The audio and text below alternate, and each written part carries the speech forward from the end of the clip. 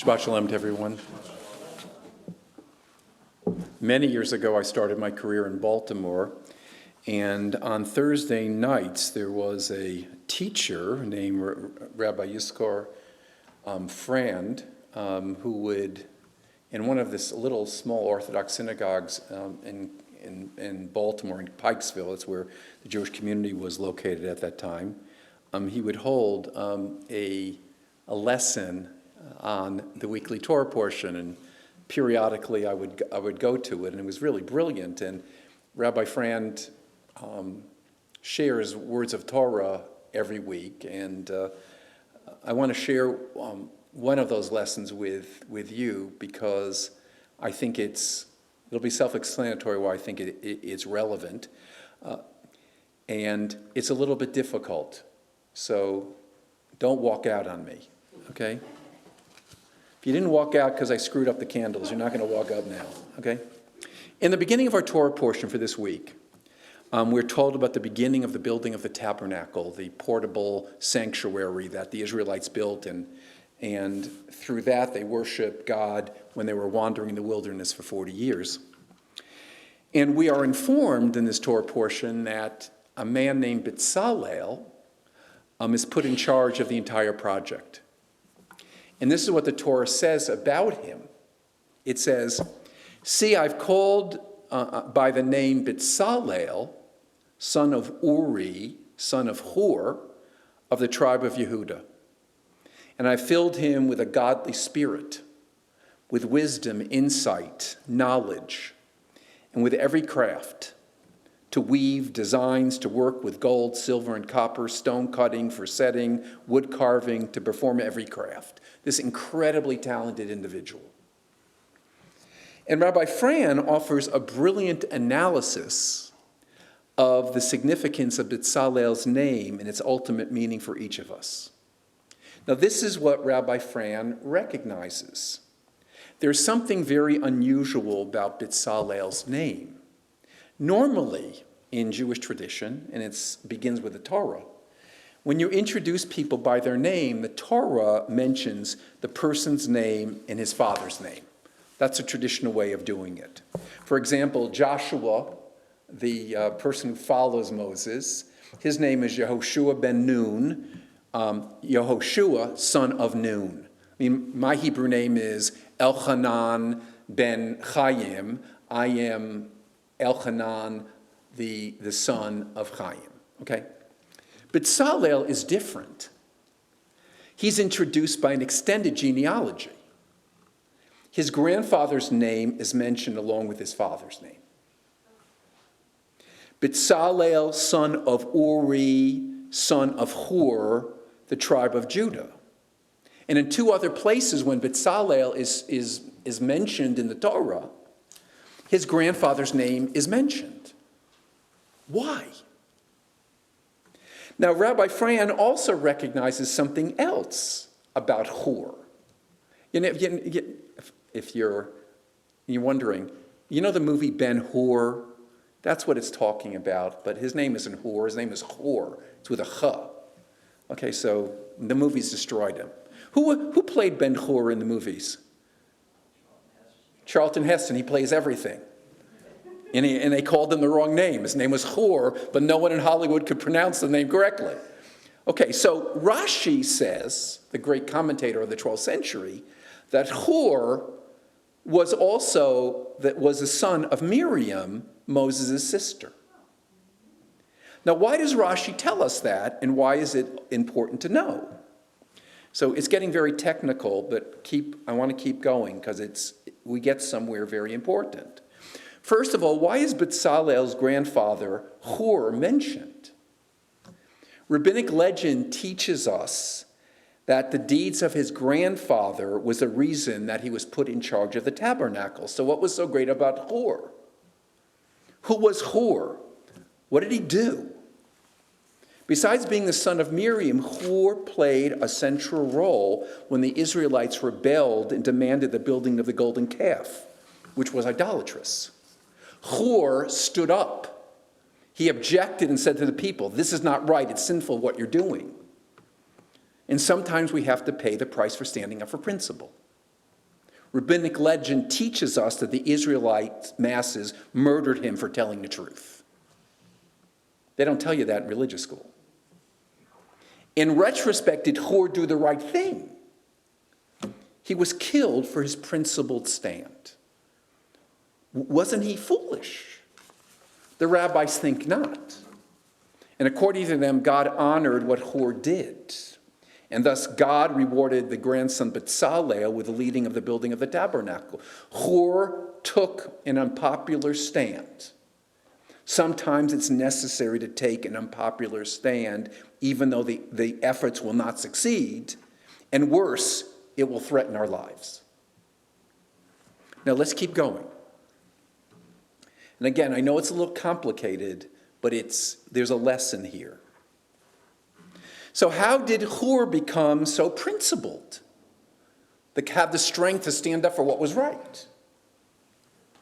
The answer to the question is the detail that Rashi is providing when he tells us that Hur was the son of Miriam. Miriam was also principled according to the rabbis. Tradition teaches many examples of her moral courage. Let me give you two of them, but there are many more. Rabbinic legend teaches that when the Pharaoh instructed the midwives to throw male children in the Nile, Amram, Moses and Miriam's father, divorced Yocheved, their mother. Why? He concluded, we're wasting our time. Why should we bring babies into the world to be thrown into the Nile? He divorced his wife. Miriam stood up to her father and challenged him. Miriam persuaded him to remarry his wife. And why did she stand up to her father? The answer is because Miriam felt that it wasn't the right thing to do. Pharaoh cannot be allowed to win. Whether she was able to convince her father or not, didn't matter to her. We do what we think is right. We go ahead and make a statement that we believe in, whether the recipient of the statement accepts it or not. There's another example relating to Miriam. Moses' basket was placed in the Nile, as we all know. And the Torah tells us, and his sister Miriam stood off at the distance to find out what would happen to him as he went down the Nile. What could Miriam hope to accomplish? Then, when Pharaoh's daughter finds the baby floating in the basket, Miriam approaches Pharaoh's daughter and offers her some advice. What is this insignificant Israelite child punk doing? She's a slave girl who goes up to the princess of Egypt and starts giving her advice about what she should do with her baby. It was incredible chutzpah. But that is what needed to be done. She spoke with courage and she saved Moses. There are other examples from the tradition, but we have made the point. There's a pattern shown by Hur and Miriam. We're called upon to stand up and be counted, to proclaim our truth regardless of the consequences. I want to jump thousands of years to something that I remember so keenly, and I remember it because I was literally watching it on TV when it happened. If those of you who were around in 1985 and knew what was going on, there was this great controversy called the Bitburg controversy, which constituted one of the most hostile confrontations between the President of the United States and the American Jewish community. At stake was the planned visit by President Ronald Reagan in the company of West German Chancellor Helmut Kohl to the Bitburg Military Cemetery in Germany, which contained the graves of 49 members of the Waffen-SS, murderers of Jews. Kohl invited Reagan to accompany him to a German military cemetery during the state visit to celebrate the normalization of relationships between their two countries on the 40th anniversary of the end of World War II. Reagan planned the trip to Germany first drew fire because it did not include a stop at the site of a Nazi concentration camp. And on April 11th, the White House announced that the Bitburg Cemetery was on President Reagan's itinerary, and that Reagan and Cole would lay a wreath there in a spirit of reconciliation, in a spirit of 40 years of peace, in a spirit of economic and military compatibility. And here is what was incredible, if you recall.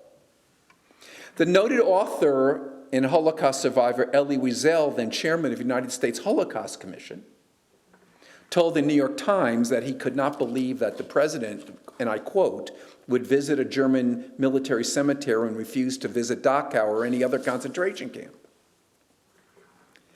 Now this is where it gets really interesting.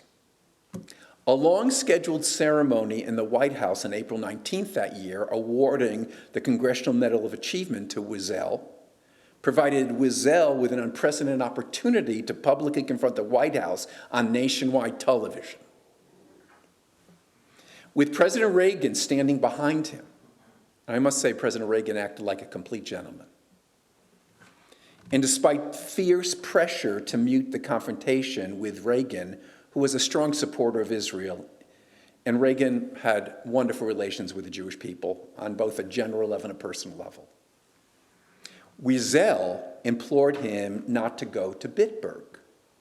Quote, that place, he told the president during this nationally televised White House ceremony, is not your place.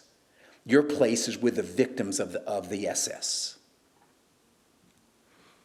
He's standing, the president is behind him, and he's on nationwide television, and Elie Wiesel couldn't give a hoot what was happening. He was going to speak his truth. It doesn't matter what happened. Immediately after the public castigation by Elie Wiesel, the White House announced that Bergen-Belsen had been added to the president's German itinerary. We stand up for our truth, for what we think is right. What values should all Jews affirm? Stand up for our principles. Now, sometimes we have different opinions. I don't care what your opinion is, but if you believe strongly in it, you should stand up for it. Because if it is your truth, the truth has to be expressed. You can't be afraid to express your truth. Even when personal consequences can be quite negative. Hur and Miriam taught us that. Let's not forget our values, our principles, and our bravery. And it was all summarized by this Swiss philosopher named Henri Frédéric Amiel, who kind of summarized it so beautifully when he wrote, he who floats with the current, who does not guide himself according to higher principles, who has no ideal, no convictions, such a man is a mere article of the world's furniture, a thing moved instead of a living and moving being, an echo, not a voice. I'm going to read that again because it's so incredible. He said, he who floats with the current, who does not guide himself according to higher principles, who has no ideal, no convictions, such a man is a mere article of the world's furniture, a thing moved instead of a living and moving being, an echo, not a voice. More than ever, we Jews, along with all decent people in this world, must be a voice for what we believe is right and what we believe is principled. Shabbat shalom.